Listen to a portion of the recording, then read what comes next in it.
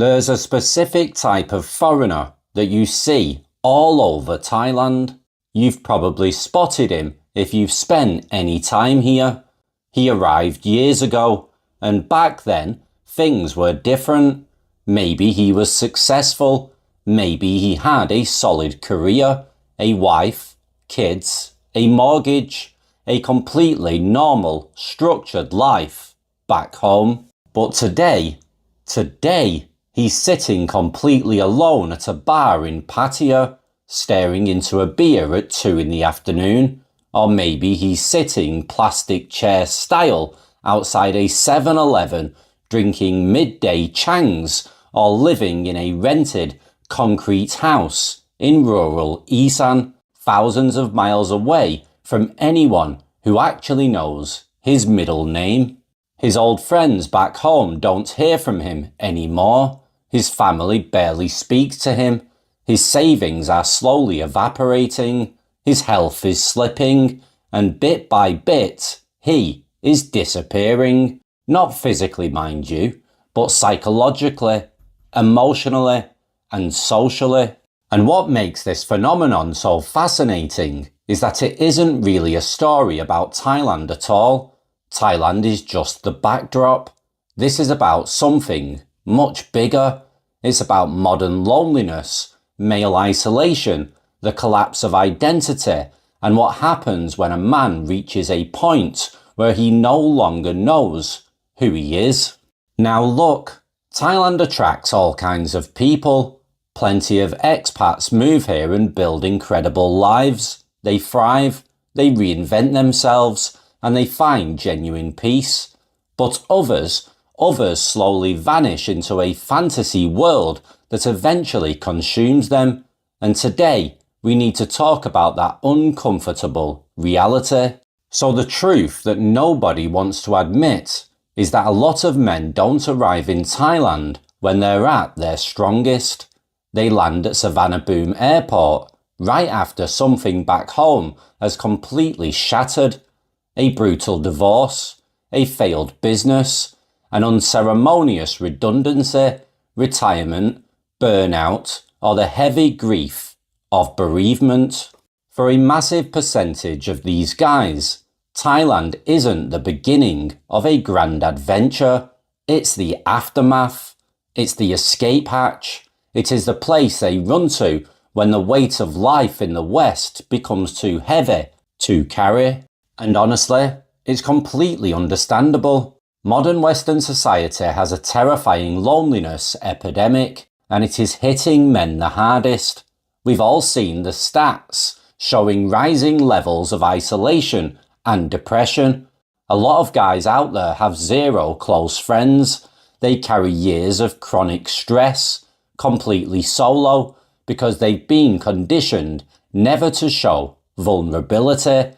Then they discover Thailand, and suddenly the world flips on its head. People are smiling at them. The weather is beautiful. The cost of living makes them feel wealthy, and validation and companionship are suddenly incredibly easy to find. For the first few months, it genuinely feels like they've found the cheat code to life. That initial honeymoon phase is intoxicating. For the first 6 months, a man feels completely reborn. He's eating out at incredible restaurants every day, going out every night, meeting people and getting attention from women who actually seem to care that he's in the room. He feels visible and alive for the first time in a decade. But there is a massive trap hidden inside that euphoria, because what starts as a well-deserved holiday can easily mutate into a permanent flight from reality. And the brutal truth about running away is that no matter how far you fly or how beautiful the beaches are, reality always finds a way to catch up with you. Now, nowhere illustrates this trap quite like Pattaya. From a psychological standpoint, Pattaya is one of the most fascinating places on earth. Not because of the neon lights or the nightlife itself, but because of what it offers on a deep neurological level. It offers instant validation, attention, excitement, novelty, and affection on demand. As human beings, our brains are hardwired to chase these things. Pattaya acts like a massive dopamine vending machine. If you're feeling low, you just push a button and the city feeds you excitement. But here's the catch. Dopamine isn't happiness. It's just stimulation. And just like any drug, your brain quickly builds a tolerance. So what starts as, I'll just go out for a few drinks on a Friday night, slowly warps into going out every single evening. Eventually, it shifts from enjoyment to pure dependency. The man isn't even having fun anymore. He's just feeding the loop because he doesn't know how to exist without the noise. And that leads us right into the most common normalized addiction in the expat community: alcohol. People drink massive amounts here compared to what they would do back home. The weather is hot, a cold beer is incredibly cheap, and almost all socializing revolves around a bar counter. On top of that, there is absolutely no accountability. There's no boss, no worried spouse, and no social stigma holding them back. What starts as a few casual afternoon beers smoothly transitions into a daily routine, then a habit, and finally a full-blown dependency. The terrifying part is how invisible the slide is. If a guy is sitting on his front porch in England or America drinking spirits at noon, his neighbours are going to stage an intervention. But in an expat bar in Thailand, nobody bats an eye, because the guy sitting to his left and the guy sitting to his right are doing the exact same thing. Years can just melt away like this, one drink at a time. Now, while the chaos happens in places like Pattaya or Phuket, some of the quietest tragedies happen far away from the coast, out in rural Thailand, specifically Isan. And the story usually goes like this. A foreigner falls in love, gets married, builds a beautiful house in his wife's village, and moves in permanently. At first, it's a dream. He's escaped the Western rat race. He's surrounded by nature, and life feels beautifully simple. But then, after a while, the novelty wears off and the isolation sets in. You're looking at massive language barriers and deep cultural disconnects. He finds himself living in a village where literally nobody speaks fluent English, nobody shares his interests, and nobody understands his background or where he came from. The excitement fades, the crushing loneliness returns, but this time he's trapped thousands of miles away from his safety net, sitting in a house he paid for but doesn't legally own. Now this is where the psychological shift gets incredibly dark, because it leads to a total collapse of identity. When these men were back in their home countries, they had titles.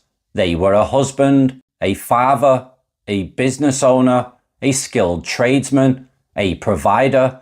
They had a defined, respected role in their community. But when they retire, get divorced and move to the other side of the world, every single one of those titles vanishes overnight. And human beings do not do well without a purpose.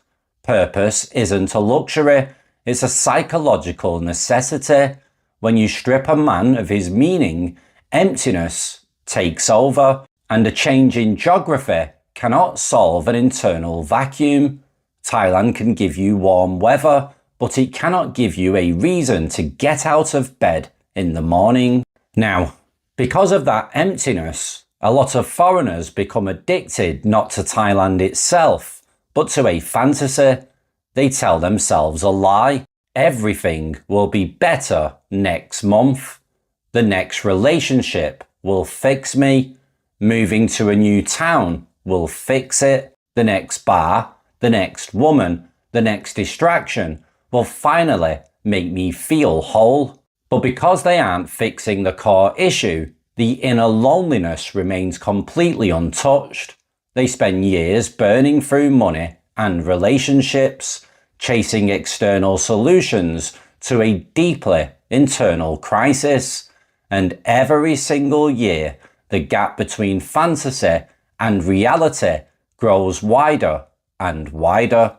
And then, of course, there's the financial reality check. A lot of guys drastically underestimate how expensive it is to grow old. They calculate their retirement budget based on the price of fried rice and cheap beer when they're 55, but they don't factor in a decade of inflation, visa regulation changes, constant nightlife spending, or the massive sudden wallop of uninsured medical bills as their health starts to decline. Then 10 years down the line, the bank account looks dangerously low. That financial pressure breeds massive anxiety. And how do they cope with that anxiety? They drink more. They escape more. They make even worse financial decisions. And the downward spiral completely accelerates. Now, we get on to the part of the video that I really want people to understand. High-functioning depression among expats doesn't usually look like crying in a dark room. In the expat world, depression looks like waking up at noon every day. It looks like spending 8 hours a day mindlessly scrolling YouTube, ignoring phone calls from family, avoiding responsibilities, and living permanently in a state of distraction. On the outside, these guys look totally fine. They're smiling in Facebook photos, cracking jokes at the bar, and telling everyone back home that they're living the dream. But behind closed doors, they are drowning. They use the nightlife, the relationships, and the alcohol as cheap armor. Anything to avoid having to sit alone in a quiet room with their own thoughts. So look, let's be entirely clear here. Thailand is not causing these problems. Thailand is simply revealing them. The men who end up lost or disappearing into this country were usually carrying deep, unhealed wounds long before they ever stepped foot on a plane.